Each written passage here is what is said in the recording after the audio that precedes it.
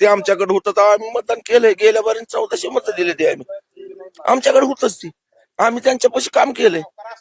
आम्ही कुठं काय म्हणतोय चेअरमनला आमचं काहीच नाही. ही पडलेली मतं जी आहेत ती माणसं आणून केलेली होती, एवढंच आमचं म्हणणं आहे. माणसं समक्ष माणसाने मतं केलेली आहे, त्यात वाढ बी नाही आणि कमी बी नाही. आता इथं पूर्ण गाव आहे, हे तर गावातली फक्त 4च माणसं आहेत, त्यांचे 4च पुढारी, फक्त एक गट.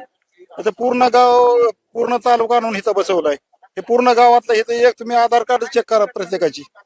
या शरद पवारांच्या सभेला शरद पवार सभेला सगळी सगळे बाहेरचे टोटल बाहेरची माणसं आहेत. टोटल सगळे जे आधार कामाची माणसं आहेत, कार्ड खेडेगाव आहे. आधार कार्ड चेक करा प्रत्येकाची. ही कुठली माणसं आहे ती बघा तुम्ही. गावातला एकही माणूस नाही. तुम्ही ह्या गावातले हा या गावात गावातले नाहीत का माणसं हे गावातले फक्त तुम्हाला 100 ते 50 माणसं सापडतील.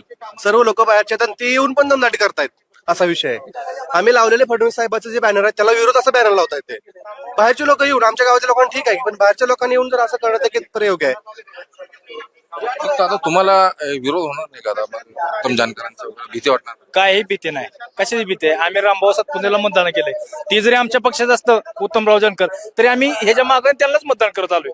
त्यांनी पक्ष बदलला, त्यामुळे भीतीचा काय विषय आहे दावा? आम्हाला उलट ते भीतीच्या पोटी तिकडे गेले ते, असं झालेलं आहे. मग आता उत्तम जानकरांनी म्हणजे गावाचा विकास केला तर केलं होतं का नाही? काही केलेलं नाही. त्या म्हणजे निवडून झालं नव्हतं ह्याच्या मागे. आणि राम सातपुतेंनी भरपूर काम केलंय, भरपूर काम केलंय. त्यांना अजून इतकं माहित नाही की बाबा कुठलं रस्ते केलं इतकं माहित नाही. इतकं रस्ता बिस्त सगळंच बनवून टाकलं ते.